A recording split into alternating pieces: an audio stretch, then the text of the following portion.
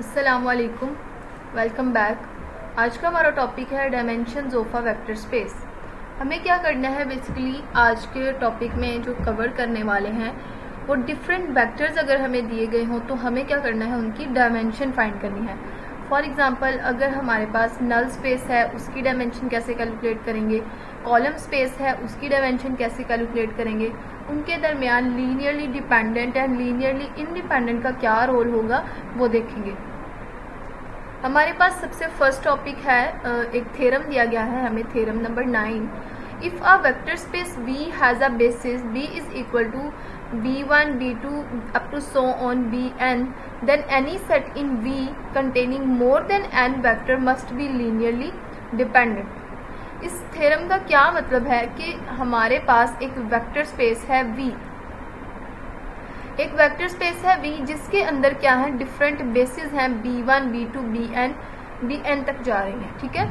लेकिन कहा जा रहा है कि अगर हम इस वेक्टर स्पेस में से कोई भी, ये देखिए यहाँ पर, then any set in V, कोई भी सेट हम कंसीडर कर लें इस वेक्टर स्पेस में से, तो उसमें क्या होगा, उसमें जो बेसिस आ रही होंगी उस सेट में, वो जो बेसिस होंगी वो n वेक्टर्स तक होंगी। फॉर एग्जाम्पल यहाँ पर देखें, अगर मेरे पास एक डायमेंशन है, एक मैट्रिक्स है मेरे पास 3x3 का, ठीक है। अगर मेरे पास 3x3 मैट्रिक्स है और जो उसकी बेसिस आ रही हैं वो कितनी आ सकती हैं, 3 आ सकती हैं, ठीक है। यहाँ पर यही कहा गया है कि जो हमारे पास बेसिस होंगी वो कितनी आएंगी, n वेक्टर्स तक आएंगी। ऐसा नहीं हो सकता कि यहाँ पर जो पिवट पोजीशंस हों वो 3 हों, यानी कि इनका ऑर्डर 3 आ रहा हो लेकिन जो बेसिस है वो 4 आ रही हों। ऐसा नहीं हो सकता, ठीक है। अगर हमारे पास ऐसा होता है तो उसकी क्या कंडीशन होगी वो हम नेक्स्ट थ्योरम से देखते हैं। नेक्स्ट हमारे पास है थ्योरम नंबर 10 है हमारे पास, if a vector V has a basis of n vectors then every basis of V must consist of exactly n vectors. इसका क्या मतलब है, ये भी वही जो है वो थ्योरम नंबर 9 जैसे हमने पढ़ा है कि जितने हमारे पास जो है वो बेसिस होंगी, बेसिस कितनी होंगी हमारे पास, n वेक्टर्स तक होंगी, n वेक्टर से ज़्यादा नहीं होंगी। n जो है वो डिफरेंट वैल्यूज हो सकती हैं हमारे पास, ठीक है। वेक्टर स्पेस में क्या होगा, जितने हमारे पास n वेक्टर्स होंगे उतने ही हमारे पास बेसिस होंगी। ये हमारे पास थ्योरम नंबर 10 है। नेक्स्ट हम देखते हैं, हमें कुछ डेफिनेशंस दी गई हैं। इफ V इज स्पैन्ड, यहाँ पर है if V is a spanned by a finite set, ठीक है। V हमारे पास क्या है, वेक्टर स्पेस है, उसे स्पैन किया गया है। स्पैन क्या होता है, मतलब पॉसिबल सॉल्यूशंस उसके फाइंड किए गए हैं, तो उसमें हमें क्या सेट मिला है, फाइनाइट कोई सेट मिल गया है, ठीक है। हमने क्या करना है, देन V क्या होगा, इस set to be finite dimensional. अगर स्पैन करने के बाद हमें एक फाइनाइट सेट मिलता है तो हम कहेंगे कि ये क्या है, फाइनाइट डायमेंशनल है, ठीक है। और अगर ऐसा होता है कि अगर हम स्पैन करते हैं और हमें इनफाइनाइट सेट मिल जाता है, हम स्पैन करते हैं हमें फाइनाइट सेट नहीं मिलता, तो उस सूरत में हम कहेंगे कि ये क्या है, इनफाइनाइट डायमेंशनल है। आगे हम जो है वो डायमेंशंस कैसे कैलकुलेट करेंगे वो भी हम देखेंगे। नेक्स्ट आप देखें तो हमारे पास एक एग्जाम्पल है, एग्जाम्पल नंबर 3 अगर आप देखें, यहाँ पर एग्जाम्पल नंबर 1 पहले देख लेते हैं। हमारे पास एग्जाम्पल नंबर 1 में क्या कहा गया है, the standard basis for Rn contain n vectors 2 dimensional और of Rn is equal to n, there space P of all polynomials is finite dimensional. The standard polynomial basis 1t square shows that dimension P2 is equal to 3. In general, dimension Pn is equal to n plus 1. The space for all polynomials is finite dimensional, infinite dimensional. इसका क्या मतलब है? इसका मतलब यह है कि हमारे पास जो डायमेंशन आ रही है वो है Rn is equal to n, ठीक है। अगर हमारे पास जो है वो dimension Pn is equal to n plus 1 आ रही है, देन क्या होगा, the space P of all polynomial is finite dimensional. यहाँ पर देखें हमने फाइनाइट और इनफाइनाइट पढ़ा है। अगर तो हमारे पास n तक लाई कर रहा है तो हम कहेंगे कि ये क्या है, ये फाइनाइट है, और अगर हमारे पास n प्लस 1 हो जाता है तो हम कहेंगे कि ये इनफाइनाइट है। यहाँ पर देखें थ्योरम नंबर 9 में था, थ्योरम नंबर 9 में हमें ये बताया गया था कि अगर जो है if vector v has basis b1 up to so on bn then any set in v containing more than n vector must be linearly dependent. इसका क्या मतलब है? इसका मतलब ये है कि अगर हमारे पास एक वेक्टर स्पेस है उसमें डिफरेंट बेसिस हैं, तो हमने पढ़ा है कि कितनी बेसिस होनी चाहिए, n बेसिस होनी चाहिए। लेकिन अगर ऐसा हो जाता है कभी कि n+1 बेसिस आ जाती हैं, तो तब हम क्या करेंगे? अगर हमारे पास n+1 बेसिस आ जाती हैं या n+2 मोर देन n आ जाते हैं वेक्टर से, तो हम क्या करेंगे कि वो जो वेक्टर्स होंगे वो मस्ट बी लीनियरली डिपेंडेंट होंगे। ठीक है, तो वो वेक्टर्स हमारे पास लीनियरली डिपेंडेंट होंगे, ये हमें यहाँ बताया गया है। यहाँ पर आप देखें then n vectors must be linearly dependent. Next हम जो है वो एग्जाम्पल में भी देखते हैं कि लीनियरली डिपेंडेंट का हमें कैसे पता चलेगा। तो चलिए देखते हैं, यहाँ पर हम एक एग्जाम्पल देख रहे थे। एग्जाम्पल नंबर 2 है हमारे पास, जिसमें हमें दो जो है वो वेक्टर्स दिए गए हैं। हमें क्या करना है? इनकी डायमेंशन फाइंड करनी है। तो इनकी डायमेंशन फाइंड करने के लिए जो हमारे पास क्या तरीका होगा, हमें देखना है कि क्या इनके दरमियान कोई रिलेशन है या फिर नहीं है। ठीक है, यानी कि रिलेशन कैसा होगा कि अगर मैं किसी एक वेक्टर को किसी स्केलर से मल्टीप्लाई करूं तो मुझे दूसरा वेक्टर मिल जाए। अगर ऐसा कोई रिलेशन होता है तो वो वाला जो वेक्टर होगा वो डिस्कार्ड हो जाएगा, उसकी जो है वो बेसिस उसकी डायमेंशन में उसको हम कैलकुलेट नहीं करेंगे। तो यहाँ पे आप देखें v1 v2 के दरमियान ऐसा कोई रिलेशन नहीं है, इसलिए इसकी डायमेंशन क्या होगी? 2 होगी। लेकिन आप एग्जाम्पल नंबर 3 अगर देखें, एग्जाम्पल नंबर 3 में क्या है? हमें सब स्पेस दी गई है, हमने क्या करना है? डायमेंशन कैलकुलेट करनी है बेसिस निकाल कर। तो यहाँ पर बेसिस निकालते हैं a b c d की। यहाँ पर सबसे पहले हम a कॉमन लेंगे यहाँ से, जब तो हमारे पास आएगा 1 5 0 एंड 0, इसके लिए ये आया है। जब b कैलकुलेट करेंगे, b कॉमन लेंगे तो आएगा -3 0 माइनस यहाँ 1 आ जाएगा, यहाँ पर ये वाला आ जाएगा। ठीक है, c कॉमन लेंगे तो ये आ जाएगा, d कॉमन लेंगे तो ये आ जाएगा। हमारे पास बेसिस आ चुकी हैं, हमने इनकी डायमेंशन फाइंड करनी है। तो आपने क्या करना है? आपने सबसे पहले देखना है कि इनके दरमियान कोई रिलेशन है या फिर नहीं है। तो रिलेशन का कैसे पता चलेगा? अगर आप देखें यहाँ पर v1 है, v2 है, v3 है एंड क्या है v4 है आए हैं हमारे पास। v1 एंड v3 के दरमियान रिलेशन देखें तो यहाँ पर अगर मैं इस v1 को -3 से मल्टीप्लाई करूँ तो ये तो मेरे पास सेम आ जाएगा फर्स्ट एलिमेंट, लेकिन सेकंड थर्ड फोर्थ में इशू आ रहा है। इसका मतलब है कि जो हमारे पास v1 है वो उनके दरमियान कोई रिलेशन नहीं है v1 एंड v2 के दरमियान। अब क्या करते हैं? v2 एंड v3 के दरमियान अगर हम देखें तो अगर मैं इसे 2 के साथ मल्टीप्लाई करूं -2 के साथ, तो मुझे v3 मिल रहा है। यानी कि v3 क्या है? ये हमारे पास लीनियरली डिपेंडेंट सेट है। ठीक है, अब देखें यहाँ पर इन दोनों के दरमियान ये तो प्रूफ हो गया कि ये लीनियरली डिपेंडेंट सेट है। तो अब हम क्या करेंगे? अपने डायमेंशन कैलकुलेट करने में इसको डिस्कार्ड कर देंगे और हमारे पास जो बेसिस आएंगी वो आएंगी, बेसिस की जो डायमेंशन आएगी वो आएगी 3 आएगी। यहाँ पर आप देखें तो हमारे पास जो टोटल वेरिएबल्स हैं वो 1 2 3 एंड 4 हैं, बट जो थर्ड वाला है उसको हमने क्या कर दिया? डिस्कार्ड कर दिया, क्योंकि वो क्या था? लीनियरली डिपेंडेंट था, इसलिए इसकी डायमेंशन क्या आई है? डायमेंशन 3 के इक्वल आई है। नेक्स्ट देखते हैं, हमारे पास है subspace of a finite dimensional space. तो ये टॉपिक देखते हैं। नेक्स्ट है हमारे पास subspace of finite dimensional set. ठीक है, सबस्पेस कैलकुलेट करनी है किसके लिए? फाइनाइट डायमेंशनल स्पेस के लिए। फाइनाइट डायमेंशनल स्पेस जब भी हमारे पास होगी तो उसकी जो डायमेंशन होगी वो लेस होगी किससे? डायमेंशन ऑफ वेक्टर स्पेस से। वेक्टर स्पेस से जब भी हम फाइनाइट डायमेंशन की बात कर रहे होंगे तो ये इसके लिए थ्योरम है। ठीक है, जब भी फाइनाइट डायमेंशन की बात हो रही होगी तो डायमेंशन ऑफ एज जो होगी वो हमेशा लेस होगी डायमेंशन ऑफ वी से। एज क्या है हमारे पास? एज हमारे पास एक सबस्पेस है फाइनाइट डायमेंशन का, और जो v है हमारे पास वो वेक्टर स्पेस है। तो ये बात जो है वो कॉमन है कि जो डायमेंशन ऑफ एज होगी, बिकॉज इट इज जो है वो सबस्पेस है, देन इसकी डायमेंशन जो है वो लेस होगी डायमेंशन ऑफ v से। नेक्स्ट देखते हैं, थ्योरम नंबर 12 है हमारे पास। इसमें हमें कहा गया है कि अगर हमारे पास एक वेक्टर स्पेस है उसकी जो डायमेंशन है वो क्या है? p है।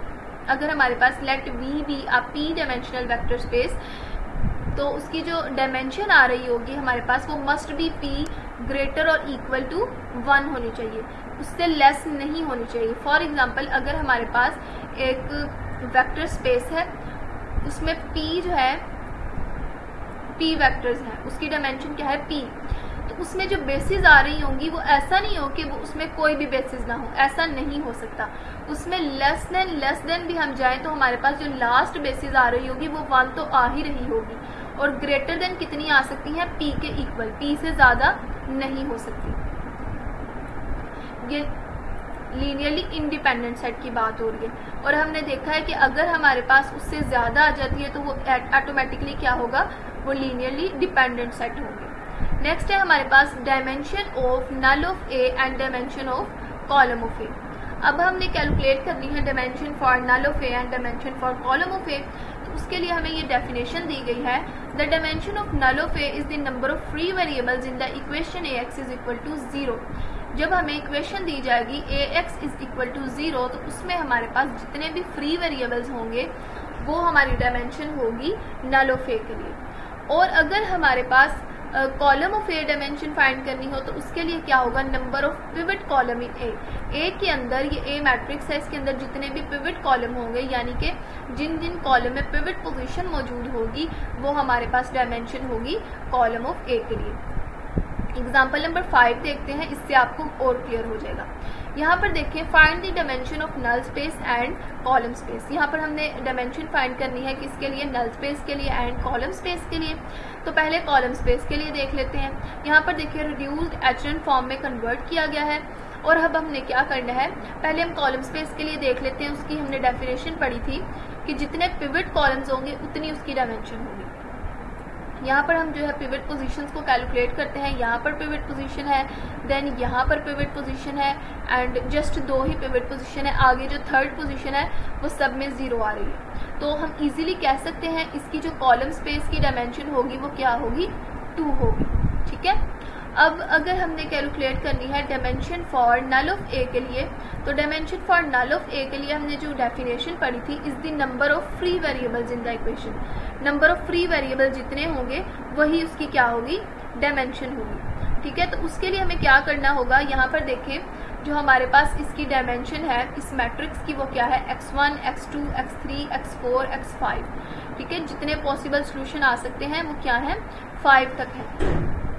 आपने एक बात याद रखनी है, जब भी हम नल स्पेस की बात कर रहे होंगे ना, तो हमारे पास अगर इस फॉर्म का मैट्रिक्स है तो हमने क्या करना है, उसके लास्ट में 0 वेक्टर ज़रूर ऐड करना है कैलकुलेट करने के लिए, अदरवाइज जो है वो नल स्पेस करेक्ट नहीं आएगी। ठीक है, यहाँ पर इस रिलेशन से हमने पढ़ा था ए एक्स इज इक्वल टू 0 होना चाहिए, तो लास्ट पे हम एक नल वेक्टर ऐड करेंगे जो कि यहाँ पे ऐड किया गया है। ठीक है, अब हमने कैलकुलेट करना है, तो यहाँ पर x1, x2, x3, x4, x5 तक जो है हमारे पास पॉसिबल सॉल्यूशंस है, और हमने फाइंड करने हैं फ्री वेरिएबल्स। तो यहाँ पर देखिए इस फर्स्ट रो से हमें x1 का आंसर मिलेगा, सेकेंड रो से हमें x3 का आंसर मिलेगा, x2, x4 एंड x5 क्या है हमारे पास, फ्री वेरिएबल्स हैं। तो इनको कैलकुलेट करें, इनको जो है वो आप सम अप करें तो हमारे पास पता चल रहा है कि जो सब स्पेस आई है फॉर नल ऑफ ए वो क्या आई है, 3 आई है। नेक्स्ट हम एग्जांपल की तरफ एक्सरसाइज के क्वेश्चंस की तरफ चलते हैं। एक्सरसाइज का क्वेश्चन नंबर 1 है हमारे पास, find each subspace in equation 1 to 8, find a basis and state the dimension. हमें क्या करना है, इनकी पहले सबस्पेस फाइंड करनी है, उनकी बेसिस फाइंड करनी है, सबस्पेस हमें दी गई है, हमने क्या करना है, इनकी बेसिस फाइंड करनी है और फिर उनकी डायमेंशन बतानी है। तो यहाँ पर देखिए s एंड t 2 वेरिएबल्स हैं। पहले हम क्या करेंगे, s को कॉमन लेंगे, देन हम t को कॉमन लेंगे और हम इसकी डायमेंशन कैलकुलेट करेंगे। तो क्वेश्चन नंबर 1 की तरफ चलते हैं। यहाँ पर देखिए क्वेश्चन नंबर 1 है हमारे पास, this subspace is h is equal to span v1 v2। Possible solution क्या बना रहा है, स्पैन v1 एंड v2, क्योंकि यहाँ पर कितने वेरिएबल्स हैं, 2 वेक्टर्स हैं v1 s एंड t। तो जब हम s को कॉमन लें तो यहाँ से हमारे पास आ जाएगा 1 1 एंड 0। ठीक है, ये हमारे पास v1 आ गया। जब v2 के लिए कॉमन लेंगे हम t, तो यहाँ से आ जाएगा -2 1 एंड 3t, जो कि हमारे पास ये है। अब हमने देखना है कि क्या इनके दरमियान कोई रिलेशन है या नहीं। अगर तो रिलेशन होगा तो वो वाला वेक्टर जो है वो डिस्कार्ड हो जाएगा, लेकिन यहाँ पे देखिए इसके दरमियान कोई रिलेशन नहीं है, तो इसकी जो हमारे पास डायमेंशन आएगी वो क्या आएगी, 2 आएगी। डायमेंशन क्या होगी, 2 होगी। नेक्स्ट क्वेश्चन नंबर 2 की तरफ चलते हैं। क्वेश्चन नंबर 2 आप खुद कर लीजिएगा। क्वेश्चन नंबर 3 है, यहाँ पर मैं आपको हर क्वेश्चन सॉल्व नहीं करवा सकती, कुछ क्वेश्चन जो है वो हम यहाँ पे देखेंगे। सारे क्वेश्चंस के जो मेथड्स हैं वो सेम है, कुछ क्वेश्चंस आप खुद सॉल्व करेंगे। नेक्स्ट क्वेश्चन नंबर 3 है हमारे पास ए बी सी 3 हमारे पास वेक्टर्स हैं। हमें क्या करना है, इनकी बेसिस निकालनी है और फिर उनकी डायमेंशन फाइंड करनी है। तो सबसे पहले ए कॉमन ले लेते हैं। अगर हम यहाँ से ए कॉमन लें तो यहाँ पे आ जाएगा 0 1 0 एंड 1। ये V1 के लिए आ गया। बी के लिए कैलकुलेट करें, अगर बी के लिए हम जब कॉमन लेंगे तो हमारे पास आ जाएगा यहाँ पे 0 -1 एंड 1 एंड 2। ठीक है, उसके लिए हमारे पास ये वेक्टर है और सी के लिए हमारे पास ये वेक्टर है। अब हमें देखना है कि क्या इनके दरमियान कोई रिलेशन है या फिर नहीं। तो यहाँ पे देखिए इनके दरमियान भी कोई रिलेशन नहीं है, तो इसके दरमियान जो, इसलिए इसकी डायमेंशन क्या आ जाएगी, 3 आ जाएगी। अब हम एक एग्जांपल देखते हैं जिसमें हम ये फाइंड करेंगे कि उनके दरमियान कोई रिलेशन होगा, तो देन हम क्या करेंगे। क्वेश्चन नंबर 6 में देखिए हमें क्या करना है, बेसिस फाइंड करनी है। ठीक है, ए बी सी के लिए ए वेक्टर कॉमन ले लेंगे, बी वेक्टर कॉमन ले लेंगे and then C vector common ले लेंगे।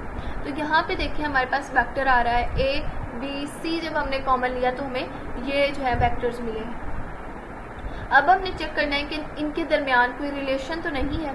तो यहाँ पे अगर आप देखें, अगर मैं ए को 2 से मल्टीप्लाई करूँ, ए को अगर 2 से मल्टीप्लाई करूँ तो मेरे पास यहाँ 3 से 6 बन जाएगा, लेकिन ये जो सेकंड, थर्ड, फोर्थ वैल्यूज हैं ये मैच नहीं कर रही।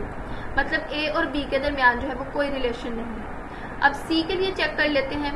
तो सी के लिए अगर देखें, मैं यहाँ पर 3 कॉमन ले लूँ, -3 कॉमन ले लूँ, या फिर इस रो को -3 से मल्टीप्लाई कर दूँ, तो मेरे पास जो है वो ए जो है वो आ जाएगा। इसके लिए क्या होगा, ए जो बेसिस ऑफ सी होंगी वो हमारे पास डिस्कार्ड हो जाएंगी, क्योंकि हम लिखेंगे ए एंड सी क्या है, आपस में लीनियरली डिपेंडेंट है।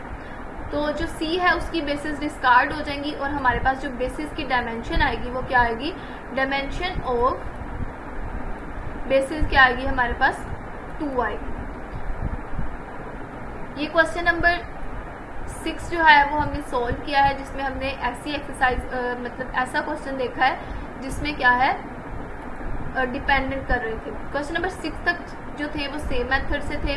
नेक्स्ट क्वेश्चन देखते हैं। क्वेश्चन नंबर 7 है हमारे पास A B C a - 3b + c = 0 b and c। हमें क्या किया गया है, 3 इक्वेशंस दी गई हैं। ठीक है, इनके लिए भी हमने क्या करना है, कैलकुलेट करनी है बेसिस। और क्वेश्चन नंबर 8 भी ऐसे ही है, उसके लिए भी बेसिस फाइंड करनी है। क्वेश्चन नंबर 7 एंड 8 जो है वो सेम मेथड्स के ही हैं। तो चलिए क्वेश्चन नंबर 7 की तरफ चलते हैं। यहाँ पर देखिए क्वेश्चन नंबर 7 है हमारे पास, यहाँ पर हमें दिया गया था a - 3b + c। ठीक है, यहाँ से अगर हम इन्हें मैट्रिक्स की फॉर्म में लिखना चाहें, a की वैल्यू है 1, देन हमारे पास -3 एंड c की 1। b वाला जो हमारे पास इक्वेशन आई है उसमें a जो है वो मिसिंग है, यानी कि यहाँ पे आ जाएगा 0। एंड देन इसको हम मैट्रिक्स की फॉर्म में लिखें तो हमारे पास आ जाता है 0। देन हमारे पास इन इक्वेशंस को जो है वो मैट्रिक्स की फॉर्म में कन्वर्ट करने के बाद हमारे पास कुछ मैट्रिक्स आ जाता है। मैट्रिक्स जो है वो हमारे पास कुछ इस फॉर्म का है। ठीक है, हमने क्या करना है, उसे रिड्यूस्ड एचेरेंट फॉर्म में कन्वर्ट करना है। उस मैट्रिक्स के ऊपर जो है वो डिफरेंट ऑपरेशंस अप्लाई होंगे। यहाँ पर देखें, पहले इसको 0 बनाना होगा, इसको 0 बनाना होगा, देन इसको 0 बनाना है और इसको 0 बनाना है। ये ऑपरेशंस आप देख लीजिएगा, डिफरेंट ऑपरेशंस अप्लाई हुए हैं। देन क्या किया गया है, इनको रो ऑपरेशंस अप्लाई करने के बाद रिड्यूस्ड एचेरेंट फॉर्म में कन्वर्ट किया गया है। हमने करना क्या है, हमने बेसिस फाइंड करनी है। तो ये रिड्यूस्ड एचेरेंट फॉर्म में कन्वर्ट हो गया है, हमें क्या करनी थी, बेसिस निकालनी थी। तो यहाँ पर देखिए जो पिवट पोजीशंस आ रही हैं वो एक ये आ रही है, एक ये आ रही है और एक ये आ रही है। तो आप लिखेंगे कि जो कॉलम ऑफ ए है उसकी जो बेसिस है, उसकी जो डायमेंशन है वो क्या है, 3 है। And for null of A के लिए जो बेसिस आ रही है, डायमेंशन आ रही होगी, वो 0 आ रही होगी, क्योंकि यहाँ पर देखिए हमारे पास जो मैट्रिक्स है वो 3×3 का मैट्रिक्स है। ये तो हमने जो है वो आर्ग्यूमेंटेड मैट्रिक्स की फॉर्म में लिखा है ना, तो इसलिए जो है ये 0 0 का जो वेक्टर है वो ऐड हुआ है। हमारे पास जो बेसिकली डायमेंशन है वो क्या है, 3×3 की डायमेंशन है, और यहाँ पर हमें तीनों वेक्टर्स मिल रहे हैं, x1, x2, x3, इसलिए नल ऑफ ए की जो डायमेंशन होगी वो क्या होगी, 0 होगी, और जो कॉलम ऑफ ए की डायमेंशन होगी वो हमारे पास 3 होगी। इसी तरह क्वेश्चन नंबर 8 है, उसकी डायमेंशंस निकालते हैं। सबसे पहले हमने क्या करना है, a-3b + c = 0, ये इक्वेशन दी गई है, हमने उसे एक मैट्रिक्स की फॉर्म में लिखा है। ठीक है, मैट्रिक्स की फॉर्म में लिखने के बाद हम क्या करेंगे, हमें बताया गया है कि जो वेक्टर्स हैं उसमें से वो है a b c d, वो लिखने के बाद हम क्या करेंगे, इस इक्वेशन से ये कॉमन लेंगे। यहाँ से इस इक्वेशन से हमें जस्ट a का आंसर मिला है, तो उसके कोरिस्पॉन्डिंग हम वो लिख देंगे। b c d हमारे पास फ्री वेरिएबल्स हैं, तो उनकी जगह पर b c d वैसे ही आ जाएगा। अब हमने क्या करना है, बेसिस फाइंड करनी है, तो b c d हमारे पास फ्री वेरिएबल्स हैं, पहले हम b को कॉमन लेंगे, फिर c को कॉमन लेंगे, और फिर d को कॉमन लेंगे। b c d को कॉमन लेने के बाद हमारे पास क्या होगा, उसकी बेसिस आ जाएंगी। यहाँ पर देखिए हमारे पास 3 बेसिस आ गई हैं, और ये हमारे पास क्या है, डायमेंशन है हमारे पास किसकी, नल ऑफ ए की डायमेंशन है। नल ऑफ ए की क्या डायमेंशन आई है, 3 डायमेंशन आई है, क्योंकि नल ऑफ ए में हमें फ्री वेरिएबल्स की ही डायमेंशन बतानी होती है। नेक्स्ट क्वेश्चन नंबर 9 है हमारे पास। क्वेश्चन नंबर 9 में हमें क्या कहा गया है, पहले हम इसकी जो है वो स्टेटमेंट रीड करते हैं। क्वेश्चन नंबर 9 है, find the dimension of the subspace of all vectors in R3 whose first and third entries are equal. हमें क्या करना है, एक सबस्पेस दी गई है जिसकी पहली और तीसरी जो है एंट्री सेम है, उसके लिए हमें जो है डायमेंशन फाइंड करनी है। तो यहाँ पर देखें हमने क्या किया है, एक वेक्टर ले लिया है, सबस्पेस ले ली है जिसकी फर्स्ट एंड थर्ड एंट्री क्या है, सेम है। इससे हम क्या करते हैं, हमें ऑर्डर कितना लेना था वो हमें बताया गया था कि ये R3 की है, तो हमने क्या लिया, 3 एंट्रीज ले ली है। अब देखिए फर्स्ट एंड थर्ड वाली सेम है, तो हम कॉमन लें, A कॉमन लें और B कॉमन लेंगे, तो हमारे पास जो है वो 2 बेसिस आ गई हैं। इनकी जो पहले इनके दरमियान आप रिलेशन देखें, तो इनके दरमियान जो है वो हमें एज सच कोई रिलेशन नहीं मिल रहा, तो इसकी जो बेसिस होंगी वो क्या होंगी, 2 होगी, सॉरी डायमेंशन होगी वो क्या होगी, 2 होगी। नेक्स्ट क्वेश्चन नंबर 10 की तरफ चलते हैं। क्वेश्चन नंबर 10 में हमें जो है वो 3 बेसिस दिए गए हैं, हमें क्या करना है, क्वेश्चन नंबर 10 की स्टेटमेंट एक दफ़ा रीड कर ही लेते हैं। क्वेश्चन नंबर 10 है हमारे पास, find the dimension of the subspace H in R2 spanned by this. ठीक है, हमें क्या करना है, इनके लिए बेसिस फाइंड करनी है, किसमें, R2 में। तो चलिए क्वेश्चन नंबर 10 को सॉल्व करते हैं। यहाँ पर हमने क्या किया है, सबसे पहले इनको एक मैट्रिक्स की फॉर्म में लिखा है। मैट्रिक्स की फॉर्म में लिखने के बाद हम क्या करेंगे, चेक करेंगे इनकी पिवट पोजीशंस। तो हमारे पास जो पिवट पोजीशन आ रही है वो 1 ही आ रही है, क्योंकि सेकंड पिवट पोजीशन जो है वो ऑलरेडी 0 बन गई है, लेकिन ये पिवट पोजीशन आ रही है, तो हमारे पास जो पिवट पोजीशन है वो आ रही है 2। तो कॉलम ऑफ ए के लिए जो डायमेंशन होगी वो क्या होगी, 2 होगी। इस बात से कोई फर्क नहीं पड़ता कि अगर पिवट पोजीशन फर्स्ट जो है वो इधर आ रही है और सेकंड जो है वो यहाँ पे आ रही है, यहाँ पे नहीं आ रही, ये भी पिवट पोजीशन में कैलकुलेट होगा। ऐसा नहीं हो सकता कि इसको हम पिवट पोजीशन में कैलकुलेट ना करें, क्योंकि ये हमें नेक्स्ट कॉलम में मिल रहा है। तो इसकी जो डायमेंशन होगी वो हमारे पास होगी 2। नेक्स्ट क्वेश्चन नंबर 11 एंड 12 है, find the dimension of the subspace spend by the given vector. हमें क्या करना है, अब 11 एंड 12 में उनके लिए फाइंड करनी है dimension span bye given vectors के लिए। तो चलिए क्वेश्चन नंबर 11 एंड 12 की तरफ चलते हैं। क्वेश्चन नंबर 11 है हमारे पास कि हमने क्या करना है, इनके लिए डायमेंशन फाइंड करनी है। तो हमें क्या करना होगा, सबसे पहले इन्हें एक मैट्रिक्स की फॉर्म में लिखना है। मैट्रिक्स की फॉर्म में लिखने के बाद हमें क्या करना है, इनकी पिवट पोजीशन चाहिए, जिसके लिए हमें क्या करना है, पहले रिड्यूस्ड एचेंट फॉर्म में कन्वर्ट करना है। तो रिड्यूस्ड एचेंट फॉर्म में कन्वर्ट करने के बाद हमारे पास जो पिवट पोजीशन आई है वो 2 आई हैं। तो कॉलम ऑफ ए की डायमेंशन क्या होगी, 2 होगी। नल ऑफ ए की डायमेंशन क्या होगी, नल ऑफ ए के लिए हमें देखना है जो फ्री वेरिएबल्स हैं, यहाँ से हमें एक जो है वो वेरिएबल मिल जाएगा, यहाँ से 2 वेरिएबल मिल जाएगा, लेकिन जो तीसरा वेरिएबल है हमारे पास वो फ्री वेरिएबल है, लेकिन इसका ऑर्डर देखिए हमारे पास क्या है, x1, x2, x3 and x4। लेकिन हमें जो वैल्यूज़ मिल रही हैं वो जस्ट 2 के लिए मिल रही है। तो फ्री वेरिएबल्स कितने हुए, 2 रहे फ्री वेरिएबल, तो इसके लिए नल ऑफ ए के लिए जो डायमेंशन होगी वो भी क्या होगी, 2 होगी। एंड जो कॉलम ऑफ ए है उसके लिए भी डायमेंशन क्या है, 2 है इस क्वेश्चन में। नेक्स्ट देखते हैं क्वेश्चन नंबर 12 जो है वो आपने खुद करना है क्योंकि वो सेम मेथड का है। Then question number 13 to 18 just इतने ही क्वेश्चन करने थे। उसमें क्वेश्चन नंबर 13 to 18 में हमें क्या करना है, null of A and column of A के लिए डायमेंशन फाइंड करनी है। तो ये बिल्कुल भी डिफिकल्ट नहीं है, आपको पता है कि कॉलम ऑफ ए के लिए डायमेंशन कैसे फाइंड करनी है।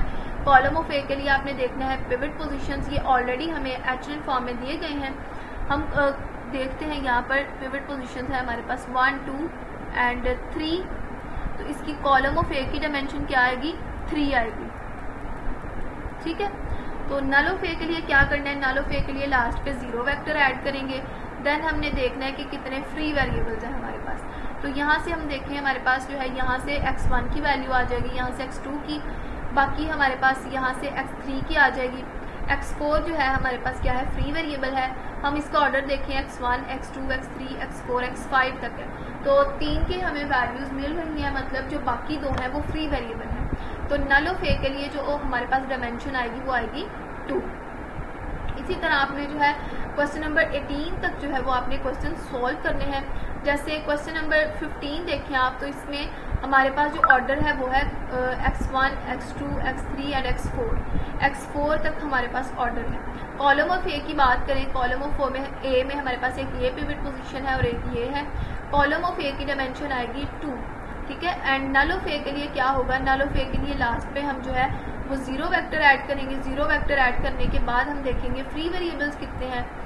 फ्री वेरिएबल्स देखें, यहाँ से हमें x1 और यहाँ से x3 की वैल्यू मिल जाएगी।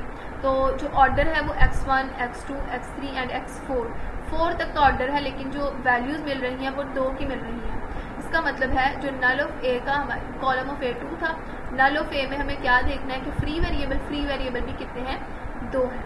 तो ये है हमारे पास dimension for column of A and null of A. ये था हमारा आज का टॉपिक। आई होप आपको null of A, column of A, इन सब की जो है वो डायमेंशंस फाइंड करना आ गई होंगी। अगर आपको वीडियो पसंद आए तो इसे लाइक ज़रूर कीजिएगा, शेयर ज़रूर कीजिएगा और चैनल को सब्सक्राइब ज़रूर कीजिएगा। मिलते हैं नेक्स्ट वीडियो में, तब तक के लिए अल्लाह हाफिज़।